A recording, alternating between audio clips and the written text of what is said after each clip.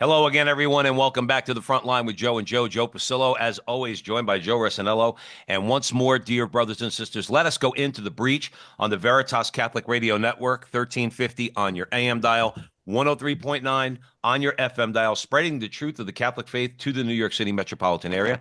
Please be sure to download the app and share it with your friends. You'll have access to all of our station's content, not just the front line with Joe and Joe.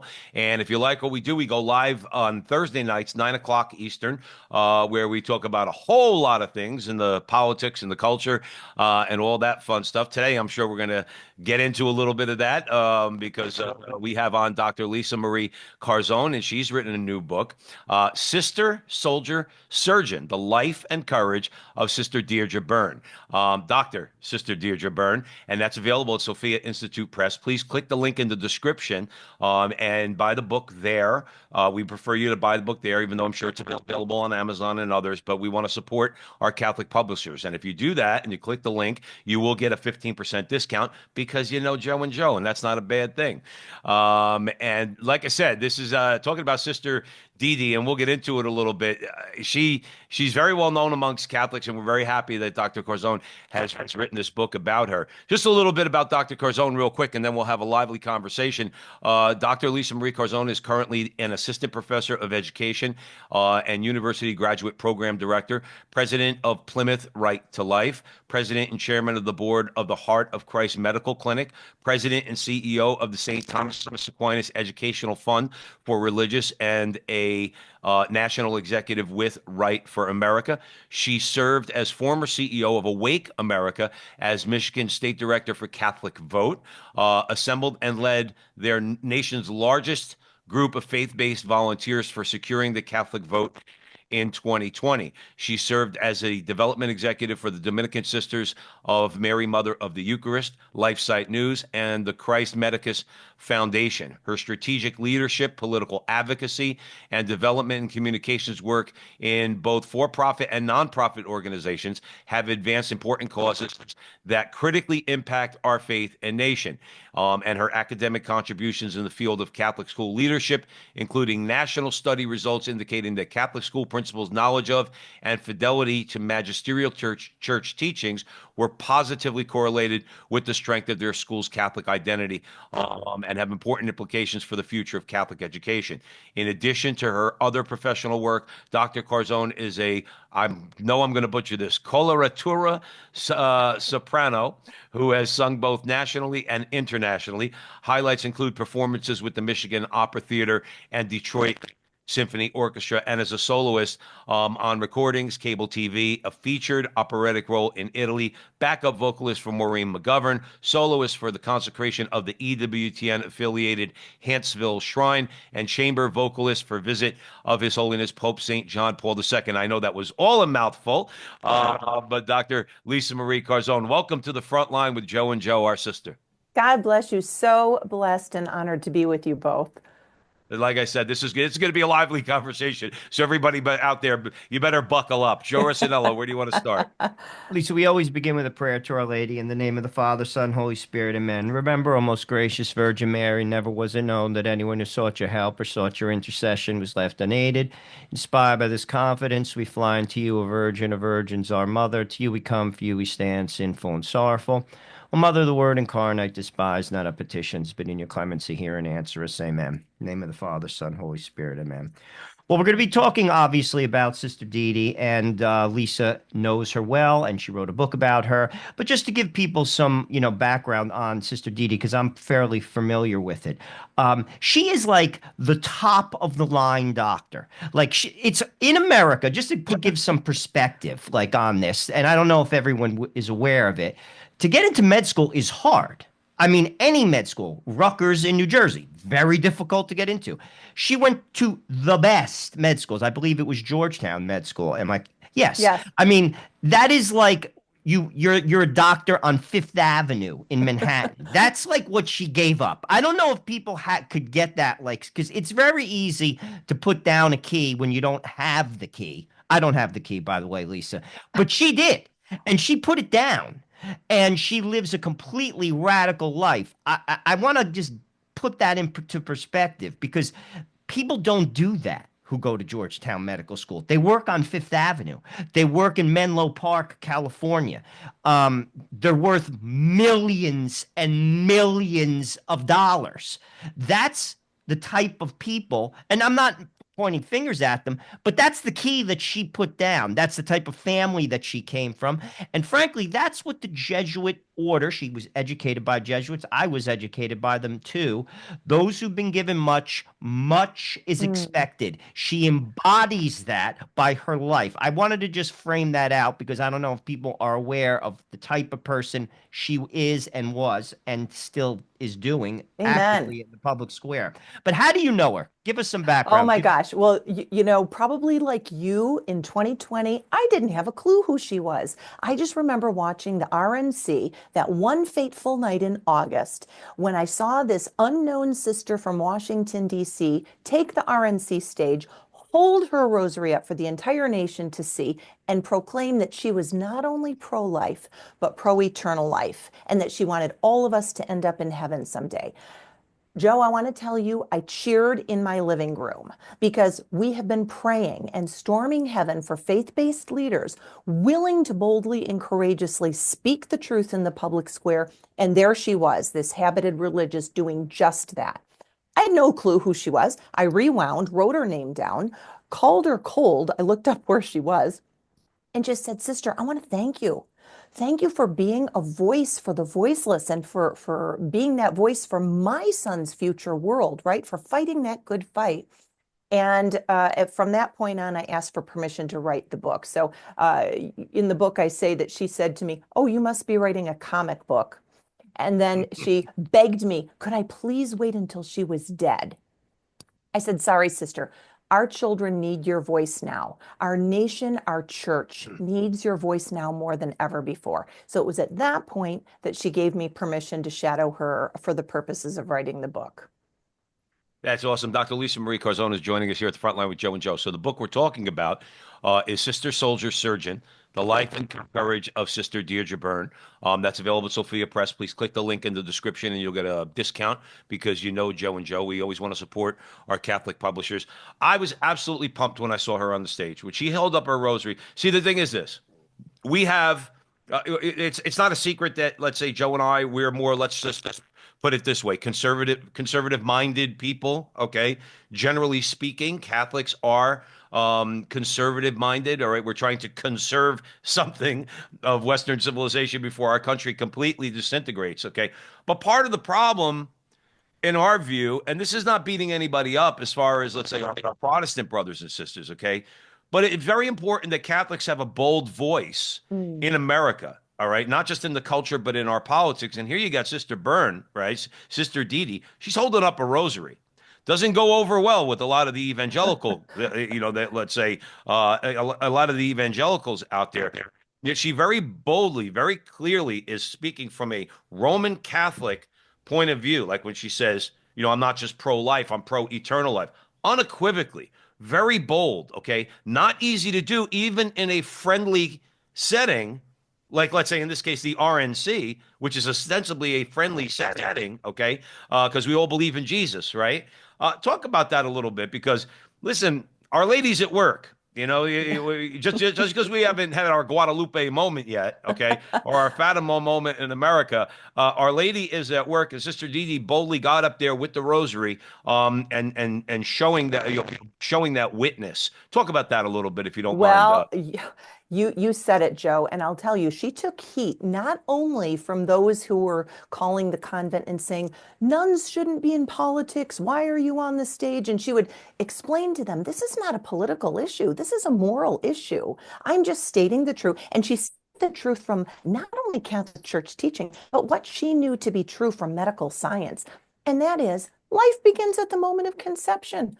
What is so controversial about that? And so she knew this both from a physician's point of view, as well as from Holy Mother Church. But not only did she get pushback from liberals, but on the other side of the aisle, she got conservative daily mass-going, rosary-going Catholics who were also some upset with her, saying you shouldn't call the rosary a weapon. So, it was at that point that Father Calloway, champion of the rosary, the book that he wrote, sent her a big box of rosaries as a show of support that, yes, indeed, the rosary is a weapon of love that we use to storm heaven with and to bring God's mercy and grace down upon it and enlighten this culture that needs enlightenment. So she did take a lot of heat, but that has now given her a national platform. She is now traveling the world, getting out this message of being in the state of grace and the need for always frequenting the sacraments, receiving Holy Communion daily if possible, frequent confession, and more importantly, living that faith publicly in the public square as she so beautifully does. No, absolutely, Dr. Carzon. And that's the thing is that, Joe and I, one of the constant themes on this show is that, you got everybody banging their head over politics. And believe me when I tell you, there's a lot, all of that is important. It's important to us, Joe and I. We're all working people. Okay. When you talk about whether it be the waste, fraud, and abuse and all the things that are going on now, that this particular administration is trying to tackle, underneath it all, we're fundamentally an immoral nation. Mm. That is not a judgment, okay, because we are sinners, okay? But you cannot condone the slaughter of the unborn and then think in your mind that you're God's country. You cannot. There are no compromises on abortion. I hope this, call it whatever you want, call it big tent, call it movement, whatever the case is. And this is not a political statement, all right? I hope this movement understands Catholics aren't backing down. We're not interested in compromises when it comes to the issue of life. You said it yourself. I mean, I'll give you an example and I'll throw it over to you real quick, okay, for a comment. Bill Maher on his show said straight up, pro-life people, they think that it's actually, abortion is murder. They're kind of right, but I'm okay with that. That's what we're up against. That's a spiritual battle. That is Right. not a political battle. Right. Talk about that a little bit. But Joe, you're exactly right. That is what called her from her, I'll call it upper room, her chapel, that night in August. She was very concerned about what she had just heard in August of 2020 at the Democratic National Convention, where, as we know, the platform was celebrating abortion and where two Catholic religious appeared to give prayer. She was concerned about the confusion that might result as a result of that. And so she went into her chapel, I'll call that her upper room, prayed that God would use her as a voice and said, Lord, I'm your gal, whatever you will. And not more than 2 hours after she made that prayer in chapel, she received a call from the White House asking if she would speak at the Republican National Convention. So when she asked if she could speak about pro-life, and they said absolutely, she knew it was God's call for her to sort of set the record straight that it is not, you cannot reconcile being a Catholic and supporting abortion. Those are just two, you can't reconcile that. So she used that as her platform. Exactly right, Joe.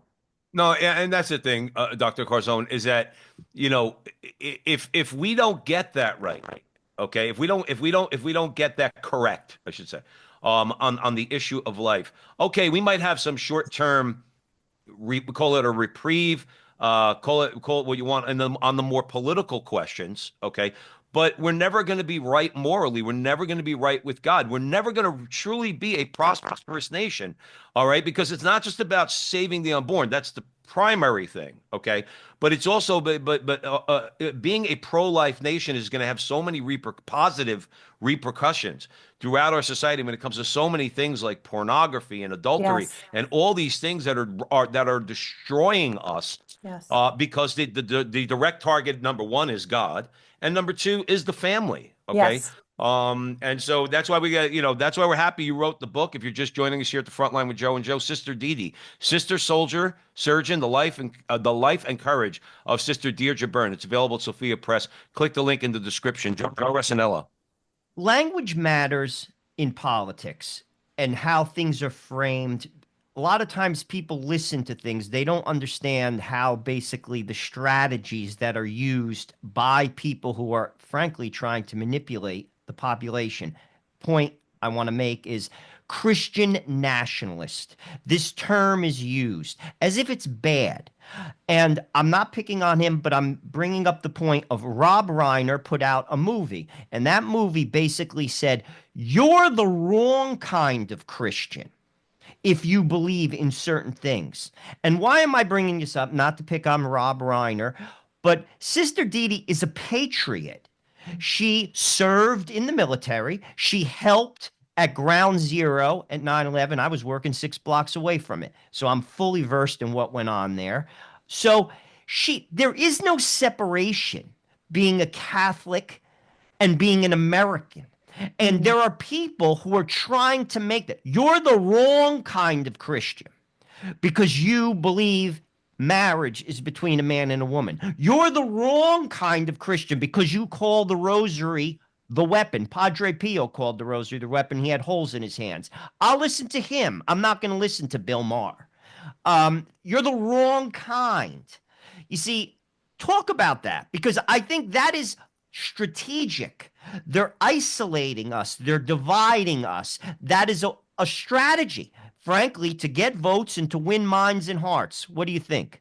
Amen. I love it. And let me give you a quote from Archbishop Charles Chaput from 2009 when he summarized, quote, "If we really love this country, if we really treasure our faith, living our Catholic beliefs without excuses or apologies and advancing them in the public square are the best expressions of patriotism we can give to this nation."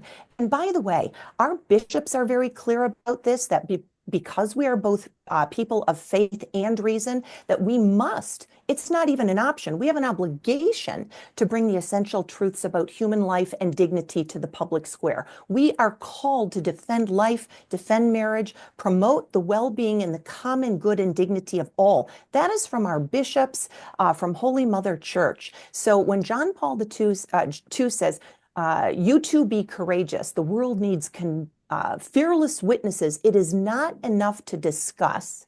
It is necessary to act. This is what Sister Dee Dee does. When we realize that people's dignity are at stake, we have an obligation to be active in the public square and permeating culture with beauty, truth, and goodness. So this is not even an option, right? So God bless you for recognizing that. Well, what really bothers me and could get me really angry is that when there's that suggestion out there that if I'm a faithful Catholic and believe in everything that the church teaches, that somehow I'm going to fall short of being a patriot or a good, quote unquote, a good American. No, I'm a just fine American. I could square the Catholic faith, our Catholic faith, with the United States Constitution. Okay, I could do that, and I could respect my country. I could respect how it's structured, how the government's structured. All right, and still be a faithful Roman Catholic. They're not exclusive, like Joe said. That's a strategy meant to beat us over the head, so that maybe we'll shut up. Well, guess what, Joe and Dr. Carzon, we ain't shutting up. All right, no, that's right. And by the way, if our faith fails to inform every decision we make, sure, it's personal and private. It's always personal and private. But if it's only personal and private, then it's not real faith. It needs to inform every decision we make, including what we do when we go into that voting booth. So that is what, by the way, the other reason I got so involved, the mama bear in me was so angry when I heard people claiming they were going to sit it out and not vote because they deemed the Democrats to support a larger range of broad spectrum whole life issues. So what they were talking about were things like immigration and healthcare, things like this. And I just couldn't understand why so many of us Catholics were missing the idea of the preeminent issue of life. That yes, we are concerned very deeply with all the Catholic social justice teachings, but that if we don't get the preeminent issue of prenatal life right first, none of those other issues matter because the person's dead. So when these people who wanted to, in 2020, at that time, it was Amy Coney Barrett was getting ready to be confirmed. And I remember thinking as a mama bear, wanting to ensure the future for her only son's world, thinking, get out of our way then, because we have a duty to elect pro-life candidates who will, and by the way, Supreme Court justices who will advance the common good in culture and define the world that my kiddo inherits and the cultural battles he will have to fight for generations after I'm gone. So at that point, people of faith were saying, let us get it done. And by the way, that's what happened. The faith-based vote really moved in this last election. Praise God. Leisa, I just want Absolutely. to add some color to that because in 1998, the bishops came out with a Mm. statement. The bishops, this is not me, about intrinsic evils, and abortion is one of them. There's a number of them that they know. We'll just focus on that. Um, and you mentioned what you're saying is right. Both sides have issues, but you have to order the issues. There's priority. Yes. And then people say, "Oh, you're a one issue voter or whatever." No, because it's a preeminent issue, life. Mhm. But I'm going to tell you, and I want your view on this, why I think that is. Um, Abortion's about sex. Mm. Republicans have sex outside of marriage too. Republicans contracept. And that's why they're quick to put it aside. That's the issue. I mean, like, I'm being honest, and this is what the show is about. People are quick to say, like, oh, like, I know, but there's many people, many Republicans, and now the Republican Party, to a degree, has embraced this 15-week ban. Mm. Well, we're not on board with that. Right. But clearly, I'm not on board with infanticide. I'm not going to kill a child in the 9th month. And this is a no-brainer. Like it's a no-brainer. I don't know how anyone, never mind the Catholic, can be for that. That is sick. It goes beyond like politics. Yet it comes down to sex. And no one talks about that. But I do, because I'll be truthful with you. To be pro-life is to be from womb to tomb, open to life, no contraception. And even in some Catholic circles, if you say that, people will think you're nuts, you're a radical, you're a fundamentalist. No, that's what the church teaches. That's our vows when we get married. That's part of being Catholic. That's right. Everybody. And I'm going to say it, what Joe Biden witnessed by his example and by his legislation was fundamentally against the Catholic Church. Mm. Fundamentally. 100%. And I don't know how, and again, Donald Trump's not perfect. I get it. Donald Trump, to a degree, has embraced some positions on abortion. I get it. But the lesser of two evils here, it's not even comparable. That's right.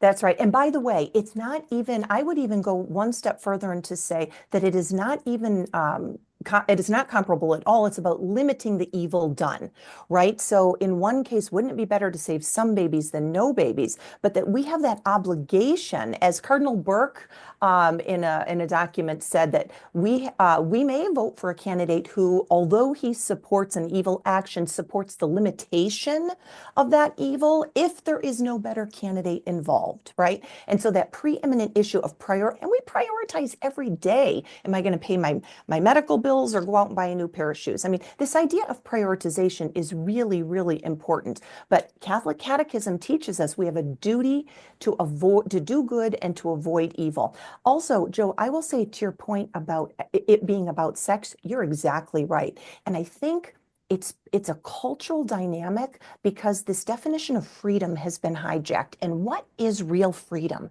The freedom to do what we ought, right? Not what we can, but what we ought. That we were formed as children of God, as brothers and sisters of Christ to do what we ought to advance the kingdom.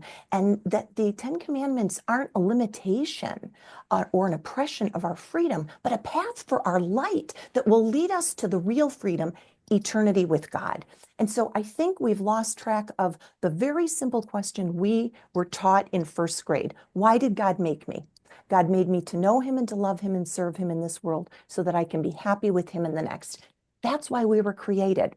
And when we fail to be humble to the reasons we were created, then we come up with our own definitions of what we think will make us happy. So Well, I love it. that's why we're in so much trouble. I mean, people think just because, again, politics are important. Well, the politics should go your way. We're still in a lot of trouble in this country. And we're right up there with North Korea and China when it comes to Yeah. the fact that we allow for abortion right up to the moment of birth. Okay, Hmm.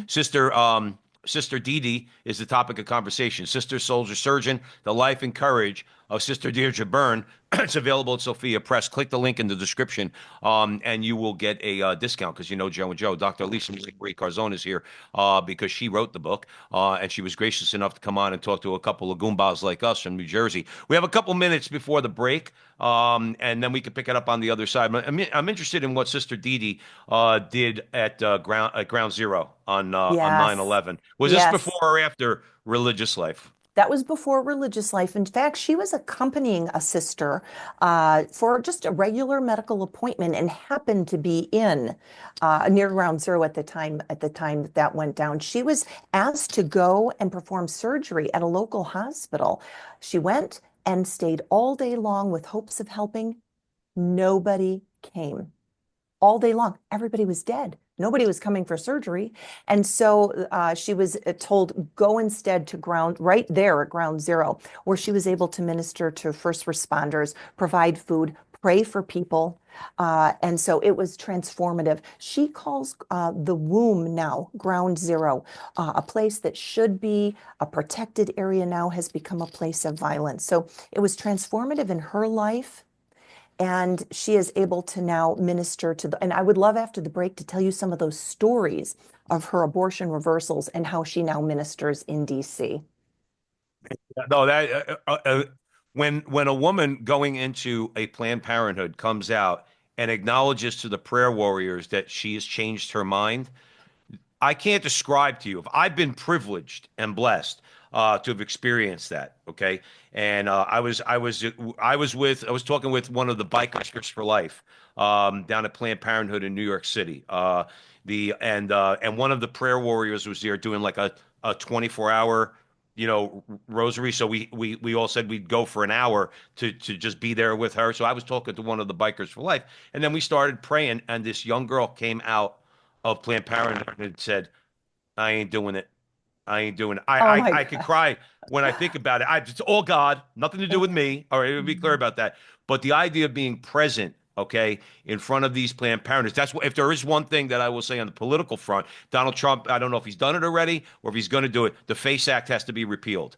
Yeah. All right, you don't go to jail for exercising your First Amendment right to stand on a sidewalk. Listen, Black Lives Matter and Antifa burned down cities.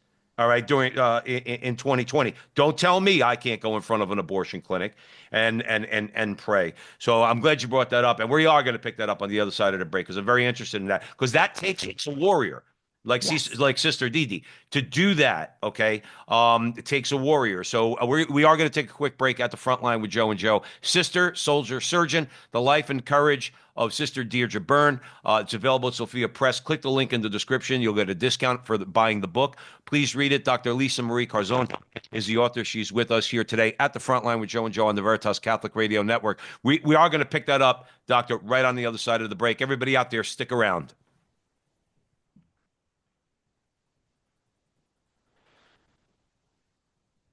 Welcome back, everyone, to the front line with Joe and Joe. Joe Pasillo, Joe Rossinello. We're way in the breach with Dr. Leisa Marie Carzon. We're discussing her new book, Sister Soldier Surgeon, The Life and Courage of Sister Deirdre Byrne. It's available at Sophia Press. Click the link in the description and buy the book from the publisher, please. So we were discussing before the break Sister's pro-life work, okay? And so I'm just going to throw it right back to Dr. Carzon to maybe let us know a little bit, get in a little bit more detail about that. Oh my gosh. Well, I've shadowed her for 4 years, but on and off for 2 days here, 3 days there. I wanted to know what is one full week in her life like. So, in one 7 day period, I would just pick her up in the morning, take her wherever she was going, and then drop her off at night. One morning, I picked her up. She said, we're going to the Planned Parenthood to pray. While we were praying outside Planned Parenthood, she would follow the women coming out and say, in addition to being a sister, because obviously she's in habit from head to toe, I'm also a physician. If you just took the RU486 pill, I can help reverse it with no harm to you or the baby. I'm begging you to consider the life of your child.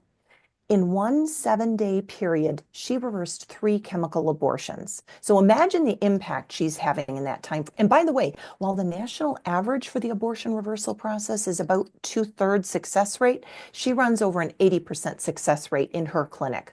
So this one woman, I'll give you the example of Emma, of course, not her real name.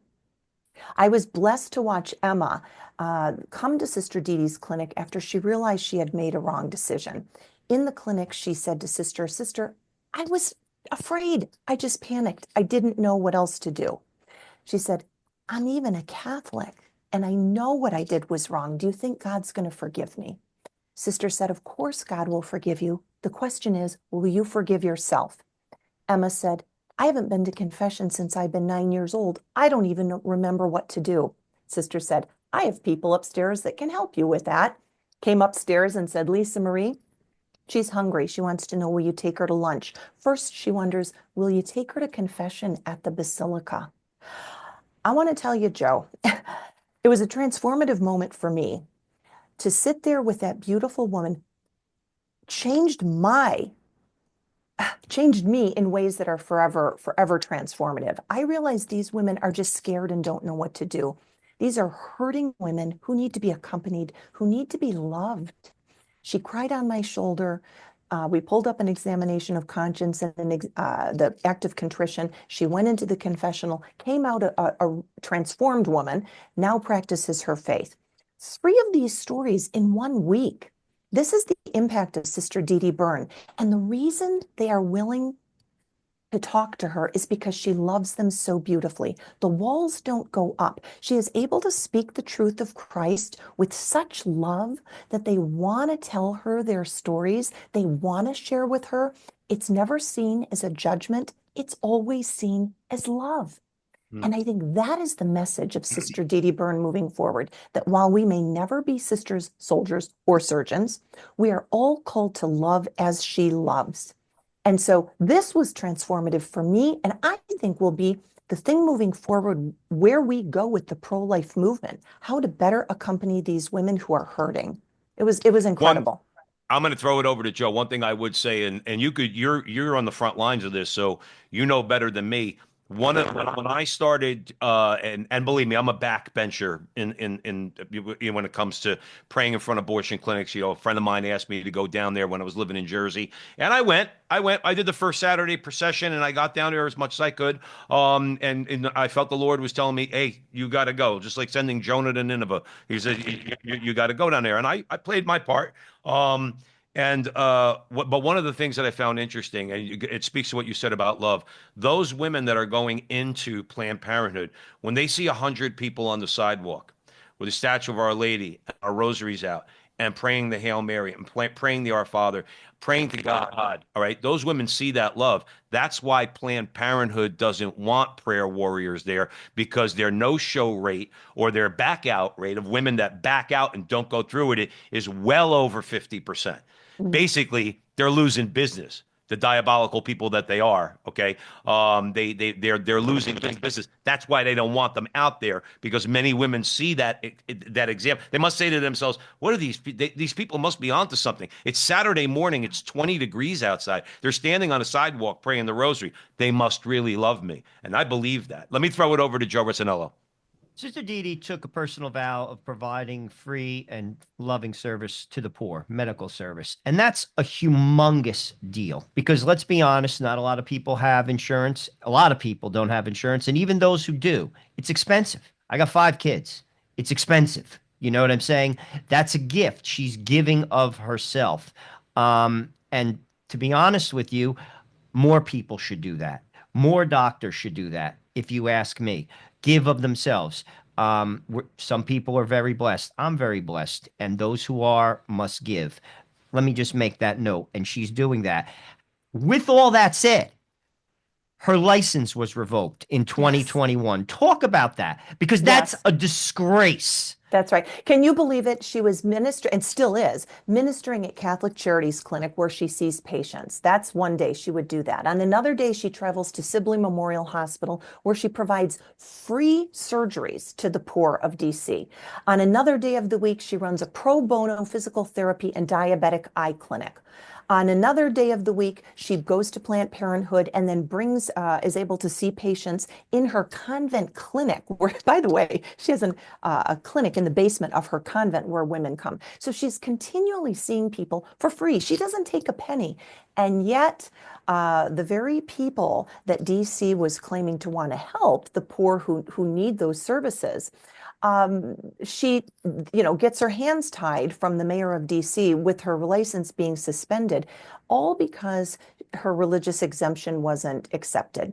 She wasn't going to have anything to do with an abortion-tainted vaccine, and the hospital where she was ministering wouldn't accept that.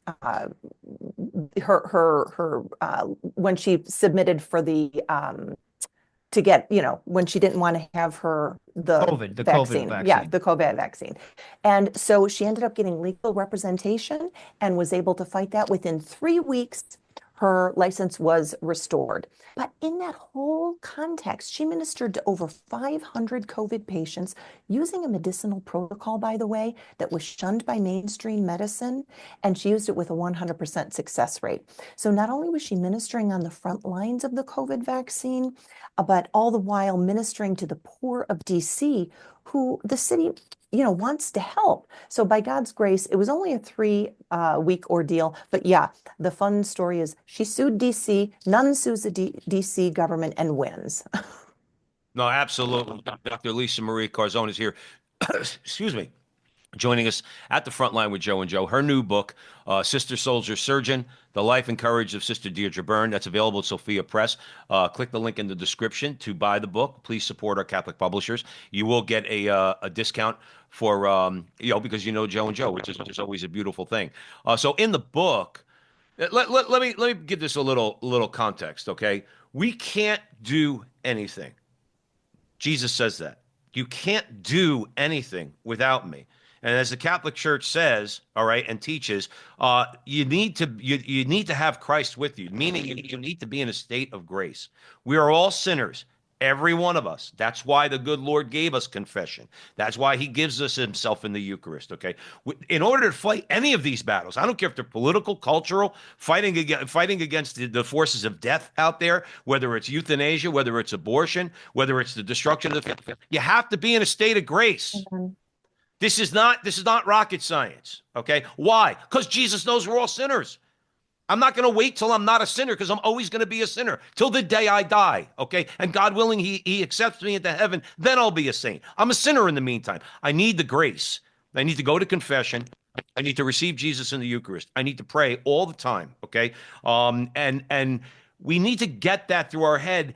You mentioned it in the book. You talk about some of the moral prescriptions, all right, for staying in a state of grace. Because listen, I'm going to throw it over to you, doctor, but here's my biggest thing about being in a state of grace. Your eyes are wide open.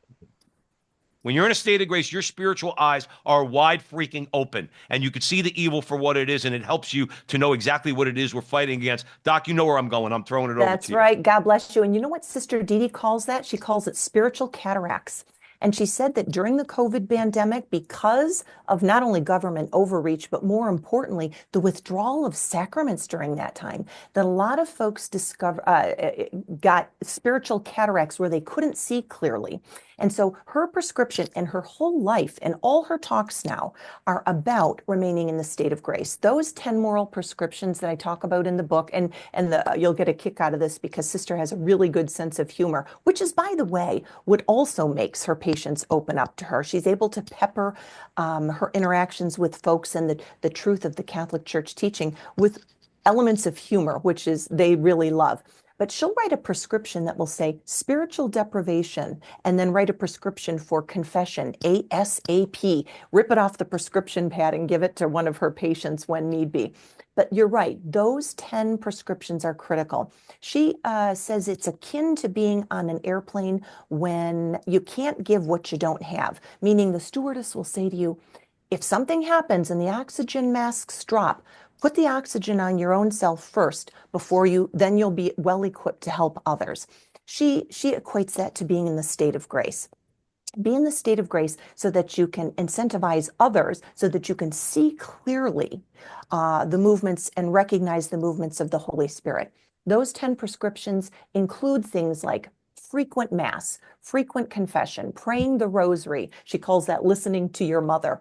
Catechizing children well, recognizing parents as primary educators of their children, strengthening family life and nurturing vocations, taking Christ into the public square, loving and serving others well, meaning put your faith into action, be a voice for the voiceless, and finally, be a fifth gospel, which I love. This idea that sometimes you might be the only person in a person's life that witnesses to the love of Christ in a way that makes them pause, in a way that plants a seed that later will take root. So yeah, these are all means of staying in the state of grace. That's Sister's message. Yeah, no, absolutely. I would tell you a quick story. My son, who's now my son as of 2 Fridays ago, okay, because he was placed with us 3.5 years ago when I was still in New Jersey, okay. So we until he was our legal son, we don't know whether or not he was baptized. Certainly not in the Catholic Church, right? So we had to wait. We had to wait to get him the sacraments. So I have my copy of Joe's gonna love this. I have my copy of the Baltimore Catechism on the way, okay? Because it's so clear.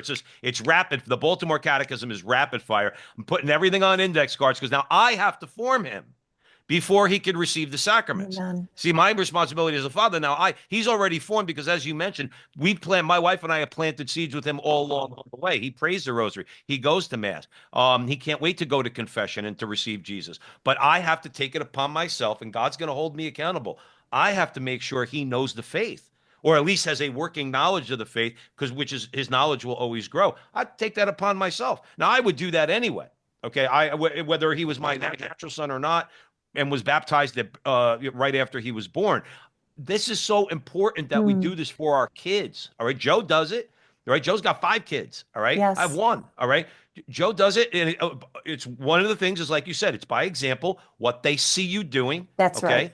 Okay. And then, yes, we have to actually impart the faith. I know the left hates this word. We have to indoctrinate, okay, our children with the faith. We have to teach them the doctrines of the church. Your comments on that, Doc? Yes, and by the way, that's what Sister Dee Dee attributes her vocation to. A strong family life where when she was a little girl, they prayed the rosary together around the family bed, where they had dinners together as a family. She got to listen to her dad, who himself was a cardiothoracic surgeon, by the way, talk about how God used his hands to save people that day. He'd say to his family, God used my hands as his hands today. So he was the hands of Christ. So this witness of his parents, who were also daily mass goers and daily recipients of Holy Communion, she attributes that strong family life to her vocations. She would flip through the missionary magazines as a little girl and look at the pictures of the sisters helping others. And she wanted to do that. She read the story of Mother Teresa when she was young, and that inspired her to want to emulate that sanctity and that service. So she always had a heart for service. In fact, her mom, who is almost 102 years old and still lives with Sister at the convent, by the way, will tell you Sister had a vocation in utero, a life of service that was nurtured. Why, Joe? Exactly what you said. Because of that the witness, the strong witness of the parents who took the education and the faith formation of their children seriously. So you are exactly right. I love that. When we first got to Arizona, I was quaking in my boots because my son had to go to public school for the first semester that we were here, and while I looked for a real school to send him. So thank God he's in the right place, being properly formed with a really good education. But Amen. yeah, I mean, it's one of the things, Joe. That's what constant theme on this show is. Even if my son's in a charter school, okay, but nonetheless, they have a traditional Catholic model that they use, even though they're a charter school. So I know he's in good hands. We have to take the education of our kids seriously. If you can't buy the Cadillac because you got to spend the money to send your kid to a Catholic school, or he or she will get properly formed. Mm. We have to take this very seriously. Like I said, Dr. Leisa Marie Carzon is joining us here at the front line with Joe and Joe. Please go out and buy her new book, Sister, Soldier, Surgeon: The Life and Courage of Sister Deirdre Byrne. And that's available at Sophia Press. Click the link in the description so you get a discount because you know Joe and Joe. Joe Rossinello. I want to expand on Sister Dee Dee's mission of talking about being in the state of grace, because that's huge. Basically, that's not just for religious sisters or priests or bishops. I think people think that. Vatican II calls for what's like labeled the universal call to holiness. All people could be holy. And it's the greatest thing we could do. Like, Mm, obviously, as Catholics, we have to be a voice in the public square. Obviously, as Catholics, we have to live the faith. But if we really want to make an impact, we should strive to be holy. Holy people make the biggest impact because only saints change the world. That's the primary focus, should be, of every single Catholic. Like, we as Americans, we have, we want to be individuals. We strive for all these things. Nothing is more important than that if you want to make an impact.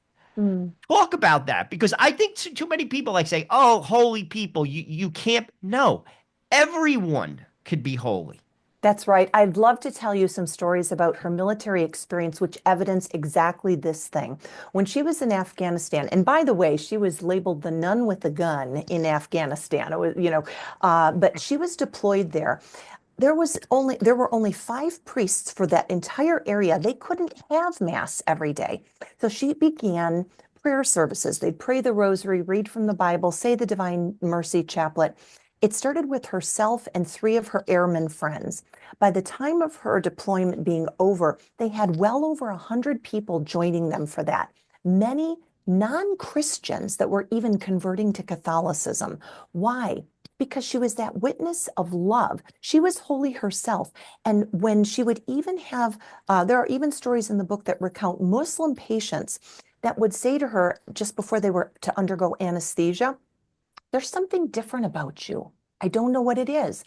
What is there that's different? At which point she was able to share the hope within her and that she was a Catholic sister and what it meant to live her faith. And so this idea of just loving well was so contagious that it was recognized by even non-Christians in such a way that they were converting.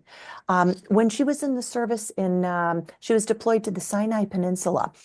She was one of only 25 women in a sea of over 1,000 men at that point. And by the way, an officer at that. As you know, she retired after 29 years with the rank of colonel. So it was not an easy position for her to be in. But she would take the women out on Sunday afternoons, go to the Red Sea where they'd get some sunshine.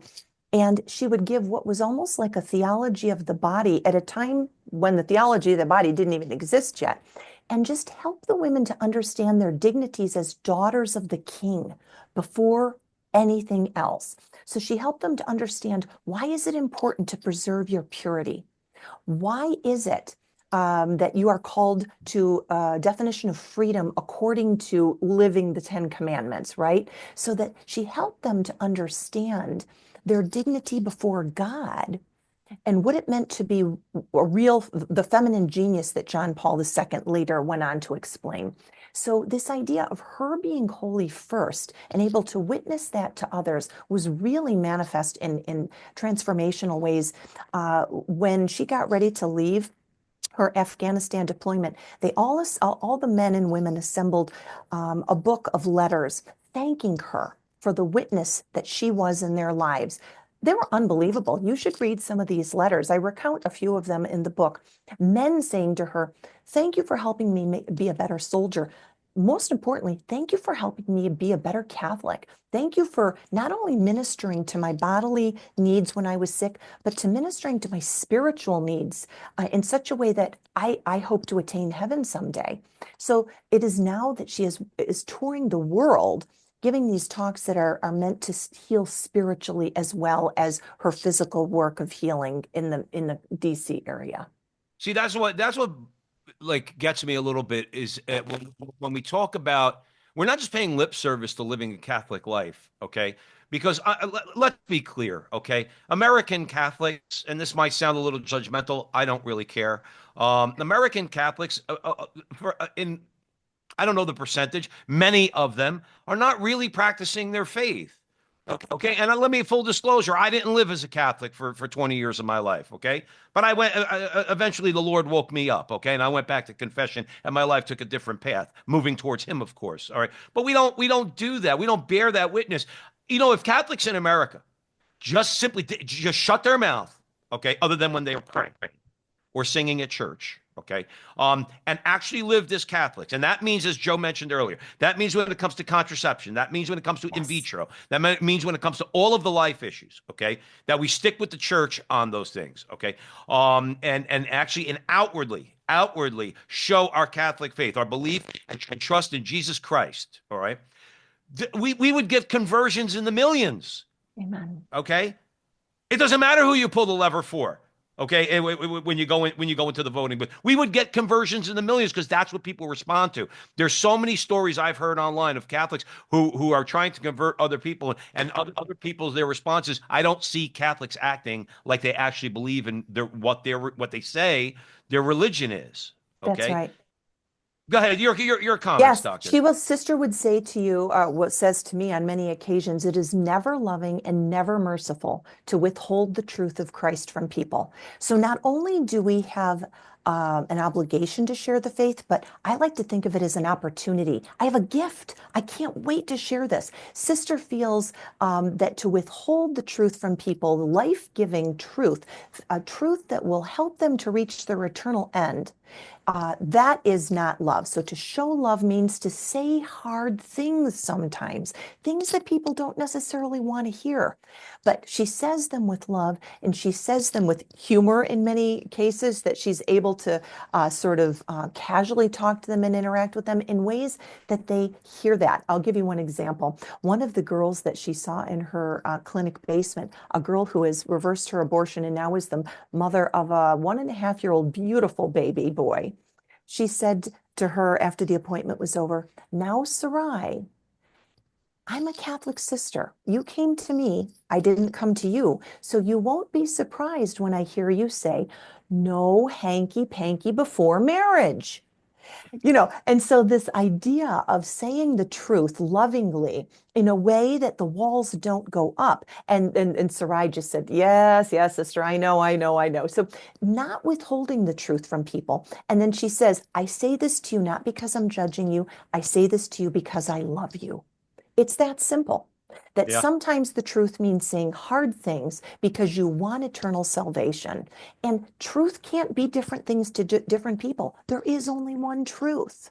Yeah, you hit the nail on the head when it comes to, moral relativism Yeah. in America. I mean, it's taken root for however many decades now. That's something that's got to be dispensed with. Joe Resinello, we have time for probably one more question. I just kind of, we talked a lot about a lot of different things.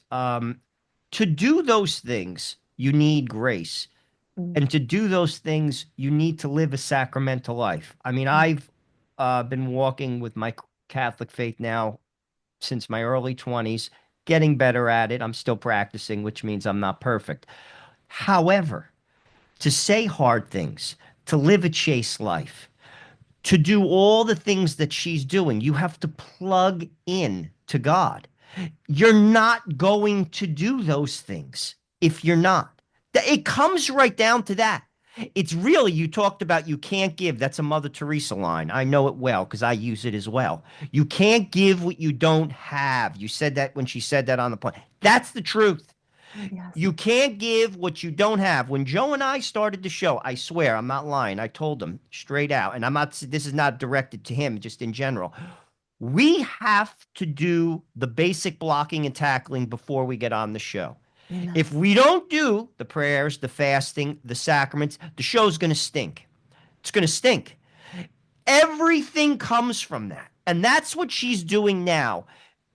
And because some people could say, like, why is she touring the world? Well, she's touring the world because she's talking about the basics. We got to get back to the basics. Tell us about what she's doing and where do you see her going down the road? Yes. Yes. And by the Dr. way, Dr. Carzon, just to give you a heads up, we have about 2 minutes left. okay, wonderful. And by the way, she's not only just giving talks, she's still doing missionary work in Haiti and Nuba Mountain. So she is still traveling, doing missionary tours as well. But yeah, I see Sister Dee Dee's impact now moving forward her most current initiative is very important, and she would want me to say, not only is she concerned with the prenatal pro-life issue, but the end of life pro-life issue, meaning euthanasia. Toward that end, she has released a documentary just last November called No Mercy, which exposes the euthanizing death of her spiritual mentor, Sister Philip Marie Burley. So right now, I think Sister's path is to expose this idea of this very slippery slope of euthanasia and end-of-life issues, things like brain death and definitions of brain death, organ donation, and really speaking out against against euthanasia. So that's where she's going. I see the other real avenue that she's forging here is the accompaniment of hurting women in the pro-life movement, getting the word out about the abortion reversals, that it's possible. A lot of physicians don't even know it's possible. So getting the word out about abortion reversals and the slippery slope and policy that has to be formed around euthanasia. That is where she's going next. Awesome. Dr. Leisa Marie Carzon, thank you so much for being here at the front line with Joe and Joe. Where can our audience members learn more about what you have going on aside from the book? Thank you. Visit sistersoldiersurgeon.com, sistersoldiersurgeon.com. The link there will take you to Sophia's site, but it will also give you lots of fun pictures of Sister at all stages of her life, and you can read about her there as well. All right, awesome. Thank you so much. Dr. Leisa Marie Carzon is the author. The book is Sister Soldier Surgeon, The Life and Courage of Sister Deirdre Byrne. That's available at Sophia Press. So you could go on the website, or you could click the link in the description that I will post, and you'll get a discount. Either way, we'd love for you to buy the book. Read the book, support our Catholic authors, support Sister Byrne, support our Catholic publishers. Let's let's keep fighting the fight and keep moving forward. Dr. Carzon, you're welcome back at the front line with Joe and Joe anytime, our sister. Thank you so much. God bless you. Thank you. You're welcome. And thank you out there for joining us at the Veritas Catholic Radio Network, 1350 on your AM dial, 103.9 on your FM dial, spreading the truth of the Catholic faith in the New York City metropolitan area. Download the app, share it with your friends. You'll have access to all of our station's content. And Joe and I go live on social media Thursday nights, 9 o'clock Eastern time, where we get into a whole lot of trouble, if you can imagine that. And until that time, remember that our conversation is your conversation, and that conversation is going on everywhere. We'll talk to you soon.